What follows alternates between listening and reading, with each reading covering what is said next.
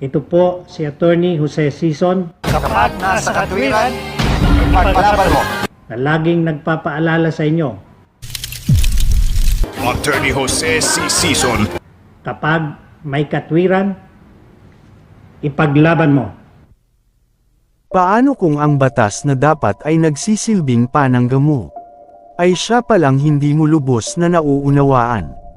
Paano kung ang isang simpleng kaalaman lamang sa batas ang maaaring makapagligtas sa iyong pamilya, kabuhayan, o maging sa iyong kalayaan? Sa loob ng maraming dekada, may isang abogado na hindi lamang nakipaglaban sa loob ng korte. Dahil mas pinili niyang dalhin ang batas sa bawat tahanan ng mga Pilipino. Hindi siya naging kilala dahil sa mga kontrobersya. Hindi rin dahil sa mga makapangyarihang kliyente. Nakilala siya dahil sa isang simpleng paniniwala. Kapag may katwiran ka, ipaglaban mo. Siya ang taong nagbigay ng pag-asa sa milyon-milyong Pilipino na ang batas ay hindi lamang para sa mayayaman o makapangyarihan. Siya ang naging mukha ng legal education sa telebisyon at naging inspirasyon ng maraming abogado sa bansa. Ito ang kwento ng buhay ni Attorney Jose Ping C. Sison. Sa videong ito, ating himayin ang bawat pangyayari. Ating tuklasin ang bawat motibo. Ating alamin ang bawat anggulo. Ating kilalanin ang bawat sangkot. Ating siyasatin ang bawat pagkatao. At sama-sama nating bukayin ang buong katotohanan sa isang nakakakilabot na pangyayari.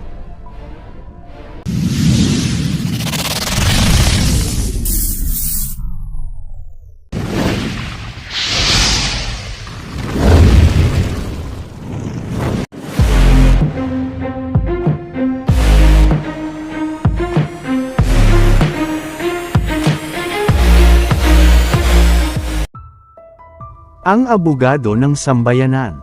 Isinilang si Jose Ping C. Sison noong Abril 1938. Sa kanilang tahanan, hindi siya kilala bilang sikat na abogado o personalidad sa telebisyon. Para sa kanyang pamilya, siya ay simpleng Papa Ping. Isa siyang mapagmahal na asawa at ama. Nakapiling niya sa loob ng maraming dekada ang kanyang asawa na si Josefina Josie San Pedro Sison, na naging katuwang niya sa pagbuo ng isang matatag at mapagmahal na pamilya. Nagkaroon sila ng 6 na anak, at kapansin-pansing lahat ng kanilang pangalan ay nagsisimula sa titik J. Sina Joyce, Jopet, Joel, J, Jolly, at JB. Isa itong maliit na detalye, ngunit naging simbolo ito ng pagkakabuklod ng kanilang pamilya. Kalaunan ay biniyayaan sila ng 16 na apo, na naging malaking bahagi ng kanyang buhay, sa mga huling taon. Ngunit tulad ng maraming pamilya, dumaan din sila sa matinding pagsubok. Noong 2003, pumanaw ang kanyang panganay na anak na si Joyce, sa edad na 39, matapos ang matapang na pakikipaglaban sa karamdaman. Isa itong napakasakit na dagok para sa kanilang pamilya. Sa kabila nito, nanatiling matatag si Papa Ping, bilang isang haligi ng kanilang tahanan, at patuloy na nagsilbing inspirasyon sa kanyang mga mahal sa buhay. Samantala, bago siya naging isa sa pinakakilalang abogado sa bansa, dumaan muna siya sa masusing paghahanda. Natapos niya ang kanyang Associate in Arts sa University of Santo Tomas. Pagkatapos nito, ay ipinagpatuloy niya ang pag-aaral ng batas sa Ateneo de Manila University. At noong 1961, nagtapos siya ng Bachelor of Laws. Hindi lamang siya ordinaryong mag-aaral. Naging case editor siya ng Law Journal ng paaralan. Isang patunay ng kanyang husay sa pagsusuri at pagsusulat ng mga kasong legal. Noong 2 ng Marso, 1962, matagumpay niyang naipasa ang Philippine Bar Examination at opisyal nang naging abogado. Dito nagsimula ang isang makulay na karera na tatagal ng mahigit 6 na dekada. year 1962, hanggang dekada 80. Matapos maging abogado, agad siyang nagsimula sa pribadong pagsasanay ng propesyon. Siya ay naging legal counsel, legal researcher, at tagapagtanggol ng mga ordinaryong mamamayan. Hindi lamang siya nakatuon sa malalaking kaso. Mas madalas niyang tulungan ang mga taong walang kakayahang kumuha ng mamahaling abogado. Naniniwala siyang ang hustisya ay dapat naaabot ng lahat. Kaya naman, noong 1988, isinilang ang programang Magpapabago sa Pananaw ng mga Pilipino tungkol sa batas. Ito ang Kapag May Katwiran, Ipaglaban Mo, kung saan una itong ipinalabas sa RPN 9. Ngunit pagsapit ng 1992, lumipat ito sa ABS-CBN.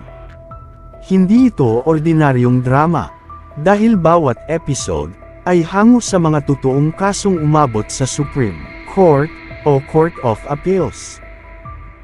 Matapos ang dramatisasyon, lalabas si Attorney Sison upang ipaliwanag ang batas sa paraang madaling maunawaan ng karaniwang Pilipino.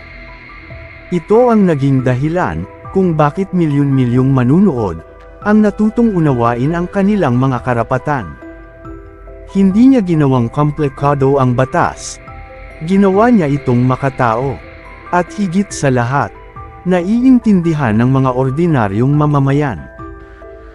Sa kabuuan ng kanyang karera, pinangunahan ni Attorney Jose Sison ang mga programang naging mahalagang bahagi ng pampublikong serbisyo sa telebisyon, tulad ng Kapag May Katwiran, Ipaglaban Mo, mula 1988 hanggang 1992, sa RPN 9. Ipaglaban Mo, mula 1992 hanggang 2000, sa ABS-CBN.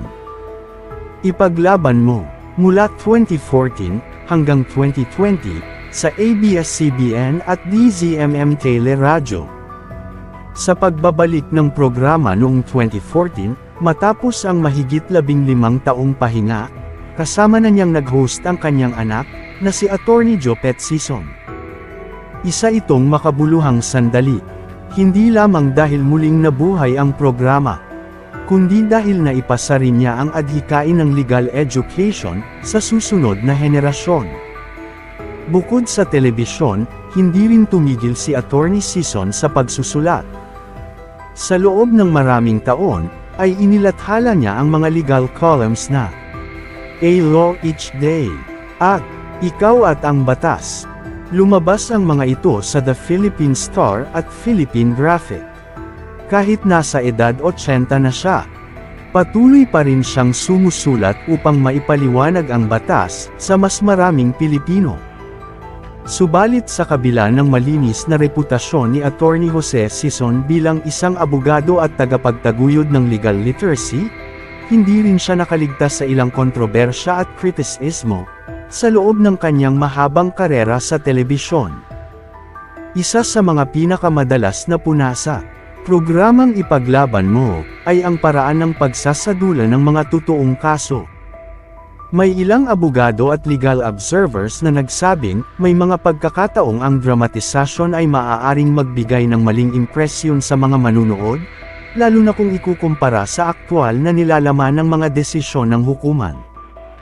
May mga nagsasabing, dahil pinaikli ang mahahabang proseso ng paglilitis upang magkasya sa oras ng programa, may ilang legal na detalye ang hindi na ipapaliwanag ng buo.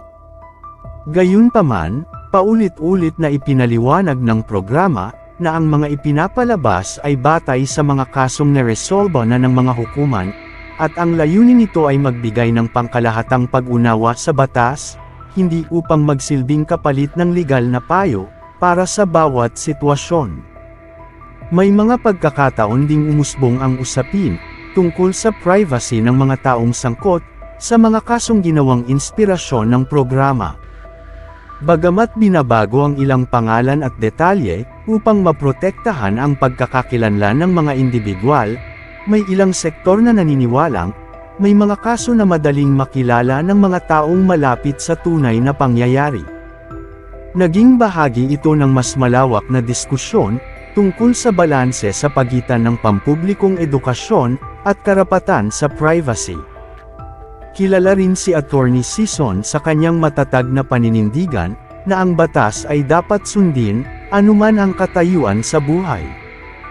Dahil dito, may mga pagkakataong hindi sumasang-ayon ang ilang manunood sa kanyang mga paliwanag o legal na opinyon, lalo na sa mga usaping emosyonal at kontrobersyal.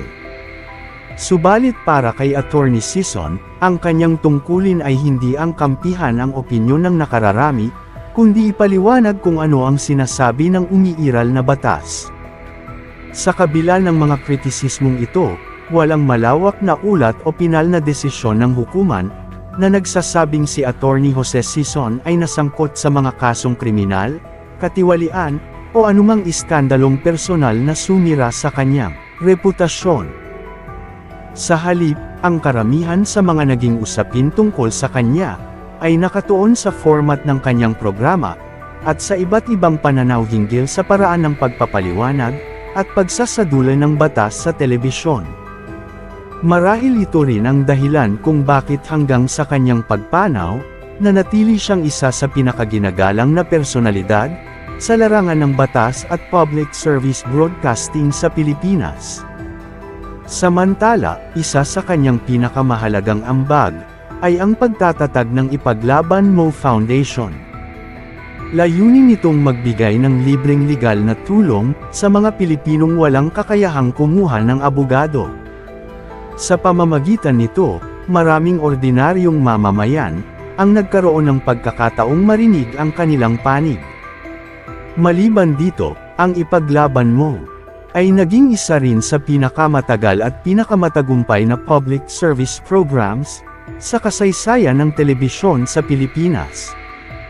Nagkaroon pa ito ng mga adaptasyon sa pelikula at kinilala bilang isang programang nakatulong sa pagpapalaganap ng legal education sa bansa. Sa paglipas ng panahon, kinilala si Attorney Sison bilang isa sa mga pangunahing tagapagtaguyod ng legal literacy. Maraming abogado ang humanga sa kanya. Pero mas marami pang ordinaryong Pilipino ang nagpasalamat dahil sa kanya nila unang naunawaan ang kanilang mga karapatan. Ngunit tunay ngang bawat nilalang sa mundo, gaano man ito kabuti, ay hahantong din sa pamamaalam. Noong umaga ng ika-23 ng Hulyo 2026, mapayapang pumanaw si Attorney Jose Ping Sison sa edad na 88. Ang balita ay kinumpirma ng kanyang anak na si Attorney Jopet Sison, sa pamamagitan ng isang emosyonal na mensahe sa social media. Ayon sa kanya, mapayapang sumama si Papa Ping sa kanyang manlilikha, matapos ang isang buhay na inialay sa paglilingkod sa kapwa. Sa mga opisyal na pahayag ng pamilya, hindi sinapubliko ang eksaktong sanhi ng kanyang pagpanaw. Hindi rin sila nagbigay ng detalye, kung mayroon man siyang matagal na karamdaman, o naging matagal na pananatili sa ospital bago siya pumanaw. Sa halip, mas pinili nilang ituon ang pansin sa kanyang mahigit 60 taong paglilingkod bilang abogado, guro ng batas, at lingkod bayan. Inihanda ng kanyang pamilya ang kanyang himlayan sa Ascension Chapel ng Immaculate Conception Cathedral, sa Cubao, Quezon City. Samantala, ang kanyang huling himlayan ay itinakda nitong ika-28 ng Hulyo 2026, sa Heaven's Gate Memorial Park 1, sa Antipolo City. Doon siya tuluyang magpapahinga. Ngunit ang kanyang mga aral ay nananatiling buhay. May mga taong nag-iiwan ng kayamanan. May mga taong nag-iiwan ng pangalan. Ngunit kakaunti lamang ang nag-iiwan ng kamalayang magbabago sa buong lipunan. Si Attorney Jose Ping Sison ay hindi lamang nagturo ng mga batas. Dahil itinuro din niya ang lakas ng katotohanan. Itinuro niya na ang hustisya ay hindi pribilehiyo ng may kapangyarihan. Ito ay karapatan ng bawat Pilipino. At sa bawat taong natutong lumaban para sa tama. Sa bawat pamilyang nagkaroon ng pag-asa dahil sa kanyang mga payo. Sa bawat Pilipinong natutong sabihin ang mga salitang, Kapag may katwiran, ipaglaban mo. Mananatiling buhay ang kanyang pamana. Sapagkat maaaring pumanaw ang isang tao. Ngunit ang mga aral na iniwan niya, ay patuloy na magiging gabay ng mga susunod na henerasyon. At marahil, iyon ang pinakamalaking tagumpay, ng isang tunay na lingkod ng batas.